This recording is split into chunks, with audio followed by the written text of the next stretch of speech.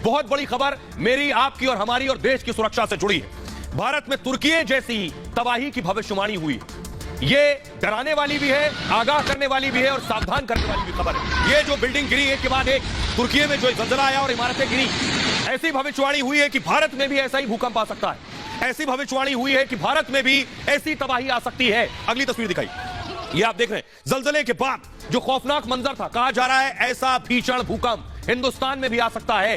ये देख रहे हैं, कुछ नहीं बचा। 10 शहर बर्बाद हो गए तुर्की में, 36,000 लोगों की मौत हो गई है और हजारों अभी भी दबे हैं। और अब मैं आपको बताने जा रहा हूं, देखिए जरा भविष्यवाणी में क्या कहा गया है, क्या कुछ कहा है। भविष्यवाणी करने वाला कौन है जिसने तुर्की की भविष्यवाणी की और अब भारत के बारे में बता रहा है। देखिए जरा, उसका कहना है ऐसा भूकंप आएगा। ये तस्वीर आप देख रहे हैं, नीले रंग के कपड़ों में, इनका नाम है फ्रैंक। फ्रैंक ने 3 फरवरी को भूकंप की भविष्यवाणी की थी तुर्की में। 6 फरवरी को भूकंप आ गया। 3 को भविष्यवाणी की थी, 6 को भूकंप आ गया। फ्रैंक ने तुर्की सीरिया में भूकंप का दावा किया था और 3 दिन बाद तुर्की और सीरिया में जलजला आ गया। फ्रैंक ने कहा था कि तुर्की में 7.5 तीव्रता का भूकंप आएगा और तुर्की सीरिया में 7.8 तीव्रता का भूकंप आ गया। अब फ्रैंक ने भारत में भी भूकंप की भविष्यवाणी की है। कहा भारत में तुर्की जैसा भूकंप आने वाला है। फ्रैंक का कहना है इस भूकंप की शुरुआत अफगानिस्तान से होगी, पाकिस्तान में भी भारी भूकंप आएगा और इसका असर एशियाई देशों में तुर्की जैसे हालात हो जाएंगे। फ्रैंक के बारे में आपको बताऊं, नीदरलैंड्स के शोधकर्ता हैं फ्रैंक हुगरबिट्स। फ्रैंक भूकंपीय गतिविधि का अध्ययन करते हैं, सोलर सिस्टम जियोमेट्री सर्वे के शोधकर्ता हैं, यानी सौर मंडल, और उसके जरिए से पता करते हैं कि कहां भूकंप आने वाला है। तो क्या जिस तरह से तुर्की में भूकंप आया, जो तस्वीरों ने सबको झकझोर कर रख दिया, अगर हुगरबिट्स सही कह रहे हैं तो तुर्की जैसे भूकंप के हालात क्या भारत में हो सकते हैं। मैं बार बार कह रहा हूं, हमारा मकसद है सावधान करना, आगाह करना। क्या हमारे शहर, हमारी इमारतें, हमारी बिल्डिंग्स ये झटके बर्दाश्त कर पाएंगी। सबसे पहले आपको बताते हैं कौन सा शहर सबसे ज्यादा डेंजर जोन में। देखिए ये आप देख रहे हैं, आपके सामने सारे जोन आ गए, zone 1, zone 2, zone 3, zone 4, zone 5। जो 5 जोन में, यानी जो सबसे ज्यादा लाल आपको नजर आ रहा है, ये है सबसे डेंजर जोन। जोन 4 जो है, जो हल्का लाल है, वो कम खतरनाक है। तो सबसे पहले मैं सबसे ज्यादा खतरनाक और उसके बाद खतरनाक वाले की बात करूंगा। सबसे अगर आप देखिए तो कौन से शहर हैं जो सबसे ज्यादा डेंजर जोन में है। बिहार का कुछ इलाका है। अगर आप उत्तर प्रदेश देखिए तो उत्तर प्रदेश में पूर्वांचल का कुछ देखिए, नॉर्थ यूपी यानी उत्तरी उत्तर प्रदेश और पश्चिमी उत्तर प्रदेश। फिर आपको नई दिल्ली नजर आ रहा है, नई दिल्ली और एनसीआर का कुछ इलाका है। और ऊपर चलिए हिमाचल का इलाका, उत्तराखंड का इलाका, जम्मू कश्मीर और लद्दाख का इलाका भी कुछ इलाका या तो बहुत खतरनाक या खतरनाक है। नॉर्थ ईस्ट की हालत देखिए जरा, वो तो डेंजर जोन में।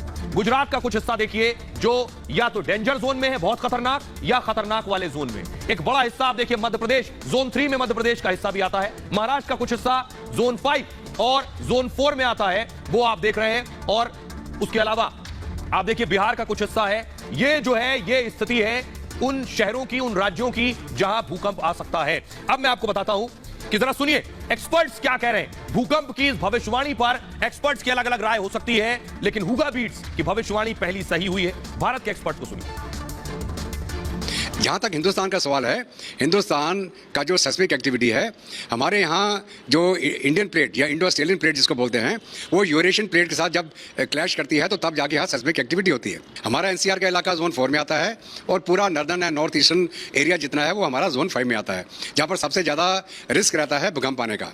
लेकिन हमारे साइंटिस्ट ये मानते हैं कि 100 ईयर रिटर्न बोला जाता है।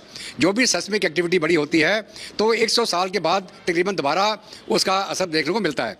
तो हमें तैयार रहना पड़ेगा, ध्यान से रहना पड़ेगा, तैयारी पूरी करके रखनी पड़ेगी अपनी। भविष्यवाणी की है कि हिंदुस्तान में या दिल्ली में भी ऐसे भूचाल आएंगे या आ सकते हैं। हमारी समझ में, जहाँ तक कि हमने पढ़ा है या सीखा है, हमारी समझ में कोई ऐसी बात नहीं है, कोई ऐसी साइंस नहीं है जो कि भूचाल प्रेडिक्ट कर सके या भूचाल का पूर्वानुमान दे सके। देखिए भूचाल प्राइमरली 2 तरीके से आते हैं, जिसको हम नेचुरल कैलामिटीज या नेचुरल डिजास्टर कहते हैं। भूचाल या तो आते हैं धरती के कंपन से और या ज्वालामुखी के फटने से। अब सबको सुनने के बाद और भविष्यवाणी जानने के बाद सभी के दिमाग में यह है कि हमारी इमारतें, जो गगनचुंबी इमारतें बड़े बड़े शहरों में बन गई हैं, क्या ये सुरक्षित है?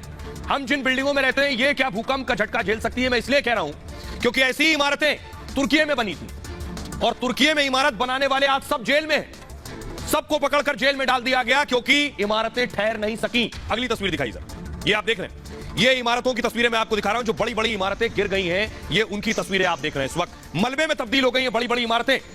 अगली तस्वीर दिखाई, ये आप देख रहे हैं, बच्चों को बचाया जा रहा है। मासूम बच्चे जो परिवारों के साथ रहते थे, वो इन इमारतों के मलबों से उन्हें निकाला जा रहा है। 3-3, 4-4 दिन से मलबे में फंसे हुए थे, जिनकी जिंदगी बचाई जा सकी है। 34,000 से ज्यादा लोग अब तक मारे जा चुके हैं। अगली तस्वीर दिखाई, ये आप देख रहे हैं, हर रोज मासूम निकल रहे हैं। किस तरह 3-3 दिन से मलबे में रह रहे थे। अगली तस्वीर दिखाई, ये जो तस्वीरें हैं अलग अलग देशों से पहुंची हैं, जो टीमें, वो मैं दिखा रहा हूं आपको कि वो किस तरह से वहां रेस्क्यू कर रही हैं। अब मैं आपको बताता हूं कि 130 बिल्डर्स रडार पर हैं, इसलिए जिम्मेदारी उनकी भी तय होगी जिन्होंने इमारतें बनाई थी, जिसने आपका घर बनाया है। तुर्की में 12,000 इमारतें भूकंप में गिर गई।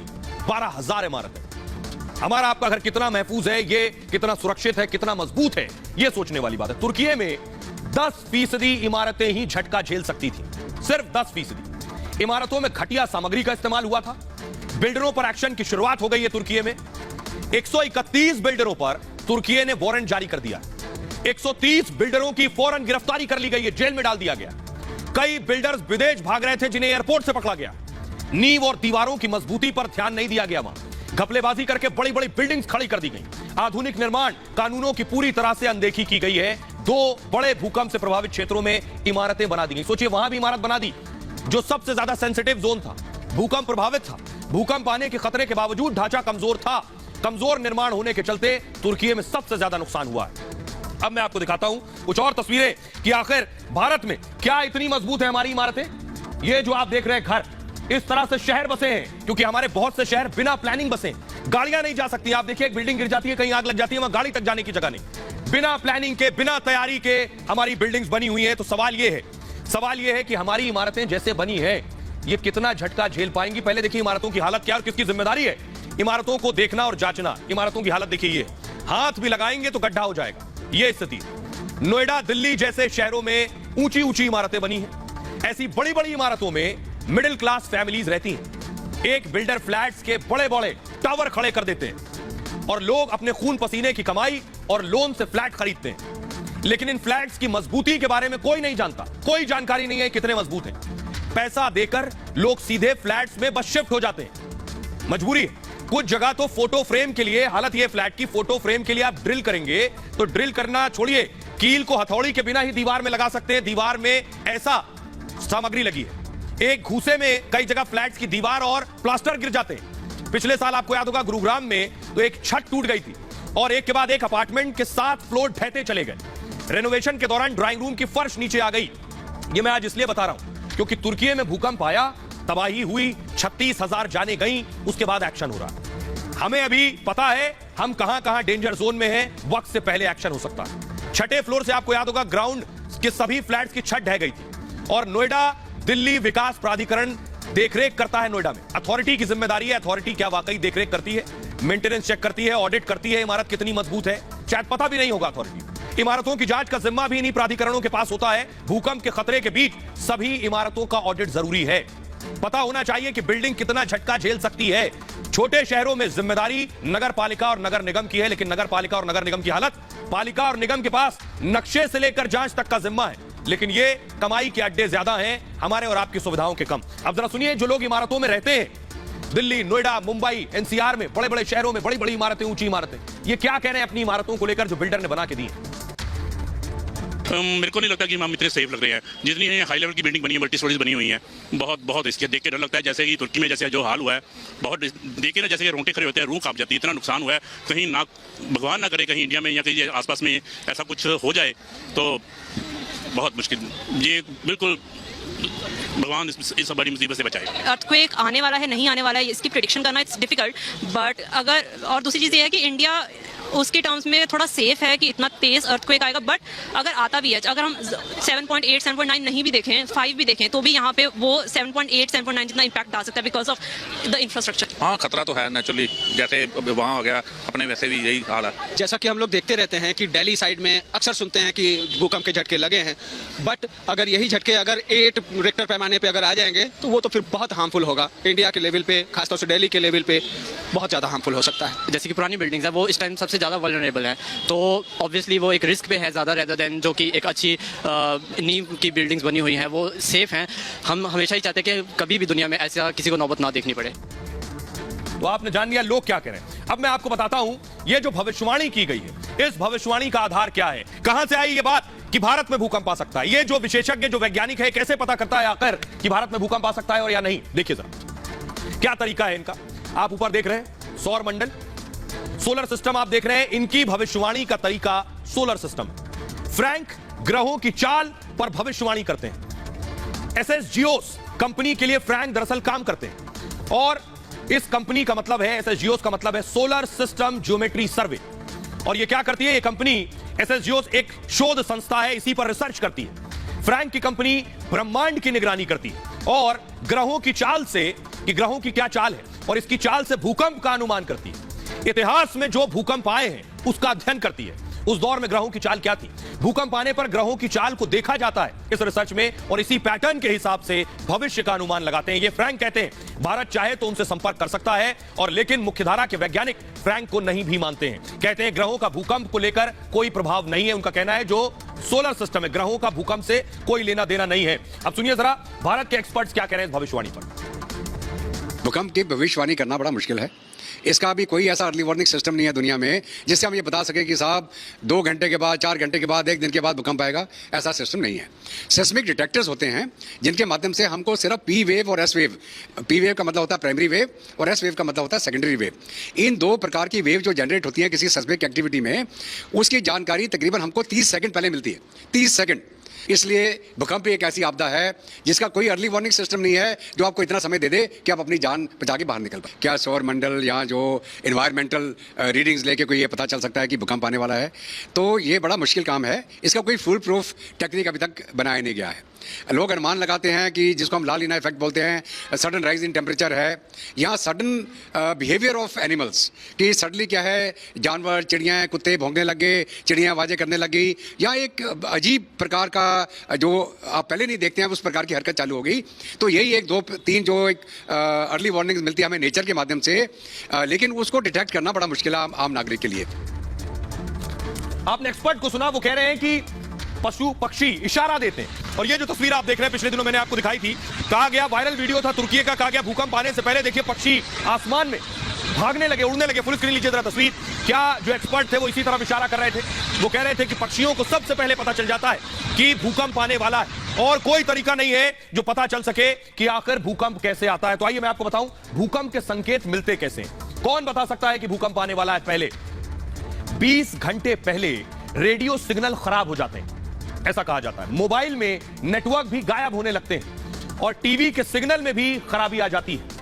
जानवरों और पक्षियों को पहले संकेत मिलते हैं। चिड़िया अपने घरों को छोड़कर भागने लगती है। चूहे, सांप अपना बिल छोड़कर भागने लगते हैं। पक्षियों की चहचहाट अलग तरह की होती है उस दौरान। कुत्ते अजीब तरह से भौंकना शुरू कर देते हैं। कुओं का पानी या तो बढ़ने लगता है या घटने लगता है। ग्रहण से भी भूकंप के आने का आकलन लगाया जाता है। वैज्ञानिक ऐसे किसी दावे को भविष्यवाणी नहीं मानते हैं। कई देशों ने भविष्यवाणी पर अलग अलग दावा किया है। 2016 में अमेरिका ने एक ऐप बनाने का दावा किया और इस ऐप का नाम अमेरिका ने माई शेक रखा है। फोन मोशन सेंसर्स से धरती की हलचल का पता चलता है और यही तरीके हैं भूकंप का पहले से पता लगाए जाने का। यह कहा जाता है कि 10 सेकंड पहले जो उपकरण लगे भी हैं देशों में, कहा जाता है या तो 10 सेकंड पहले या बहुत ज्यादा 1 मिनट पहले आपको पता चल सकता है कि भूकंप आने वाला है और इतनी देर में कोई कुछ करने की स्थिति में नहीं होता है। इसलिए मैं आपको बताता हूं, तो भूकंप आए तो आप क्या कर सकते हैं, कैसे खुद को सुरक्षित कर सकते हैं। गिने चुने उपाय हैं, उस सूरत में आप यही कर सकते हैं। भूकंप आए तो बिना देर किए घर या ऑफिस से फौरन बाहर निकल जाए, दौड़कर खुली जगह में पहुंच जाएं, पूरी कोशिश ये करें। बिल्डिंग, पेड़ों, बिजली खंभों से दूरी बनाए रखें, ये आपके ऊपर गिर सकते हैं। बाहर जाने के लिए लिफ्ट का हरगिज इस्तेमाल न करें, ये रास्ते में अटक सकती है। सीढ़ियों से ही नीचे पहुंचने की कोशिश करें, यही सुरक्षित विकल्प है। अगर खुली जगह नहीं है तो जहां है वहीं फौरन खड़े हो जाएं। खिड़की, अलमारी, पंखे, शीशे से दूरी बनाएं क्योंकि भूकंप की स्थिति में ये आप पर लग सकते हैं। कुछ ऐसी चीजें खोजें जिसके नीचे छिपे, जो मजबूत हो, जैसे टेबल, बेड, डेस्क। ये चीजें इनके नीचे छिपे अपने सर को बचाएं। मजबूत चीज ना हो तो दीवार के पास बैठ जाएं। और किसी किताब या किसी चीज से अपने सिर को बचाएं। सबसे जरूरी यह है कि अगर आपने अपने सिर को बचाया, सबसे ज्यादा जो मौतें होती हैं मलबा गिरने से, दीवार गिरने से, छत गिरने से, सर पर चोट लगती है और जान चली जाती है। इसलिए पहली प्राथमिकता है सर को बचाना। गाड़ी में है तो जल्द से जल्द गाड़ी जहां है वहीं रोक दें। बिल्डिंग होर्डिंग्स, खंभों से अपनी गाड़ी को दूर खड़ा करें, उनके नजदीक खड़ा ना करें, वो आपकी गाड़ी पर गिर सकता है, आपको चोट हो सकती है। खुले मैदान के आसपास कहीं गाड़ी को रोक लें। भूकंप रुकने तक गाड़ी में ही इंतजार करें। ये सारी चीजें बचा सकती हैं आपको। तो भविष्यवाणी सभी उम्मीद करेंगे ये भविष्यवाणी गलत हो, बिल्कुल, इसलिए सभी सुरक्षित रहें। लेकिन इंपॉर्टेंट और बुनियादी बात ये, जिनकी जिम्मेदारी है इमारतों को मजबूत बनाने की, वो वक्त से पहले नींद से जाग जाएं। खबरों में आगे बढ़ते हैं। आज की एक और बड़ी खबर है बाबा बागेश्वर से जुड़ी, जहां चमत्कार को नमस्कार हो रहा है। बाबा बागेश्वर के चर्चे पूरे देश में हैं। बाबा बागेश्वर के हजारों लाखों करोड़ों समर्थक भी हैं। अब बाबा के समर्थक हैं, लाखों करोड़ों में समर्थक हैं। अगली तस्वीर दिखाइए। बाबा ने महाकुंभ भी लगाया है, बड़ा महाकुंभ बड़ा है। देख रहे हैं समर्थकों की भीड़, देख रहे हैं भीड़ है तो नेताओं को वोट भी नजर आता है इसी भीड़ में, क्योंकि यही भीड़ वोट भी है। इसलिए देखिए अगली तस्वीर दिखाइए जरा। ये आप देख रहे हैं कमलनाथ को। मध्य प्रदेश के पूर्व सीएम कमलनाथ बाबा बागेश्वर के दरबार में पहुंचे, बाबा के दर्शन के लिए पहुंचे। मध्य प्रदेश में चुनाव है, आपको भूलना नहीं है। चुनाव से पहले बाबा से मिलने के पीछे की वजह आप जान सकते हैं। अगली तस्वीर दिखाइए जरा। वहां पहुंचकर मत्था भी टेका बाबा बागेश्वर के धाम में। तो सबसे पहले आइए अब आपको बताता हूं, अभी अगले 7 दिन तक चमत्कार को नमस्कार करने वाले बहुत से नेता मंत्री पहुंचने वाले, बड़ी लंबी लाइन लगने वाली है बाबा के दरबार में, बड़े बड़े वीआईपी पहुंचने वाले। देखिए जरा कौन कौन आने वाला। तो बाबा के दरबार में मैं आपको बताऊं 13 से 18 फरवरी तक बागेश्वर धाम में महाकुंभ लगने वाला है। मध्य प्रदेश के पूर्व सीएम कमलनाथ आज पहुंचे थे। मध्य प्रदेश के पूर्व सीएम कमलनाथ धाम भी पहुंचे। कमलनाथ ने बागेश्वर धाम में मत्था टेका। वहां पहुंचकर पंडित धीरेन्द्र शास्त्री से मुलाकात भी की और कमलनाथ के साथ कई कांग्रेसी नेता मौजूद थे। मध्य प्रदेश के सीएम शिवराज सिंह चौहान भी पहुंचने वाले।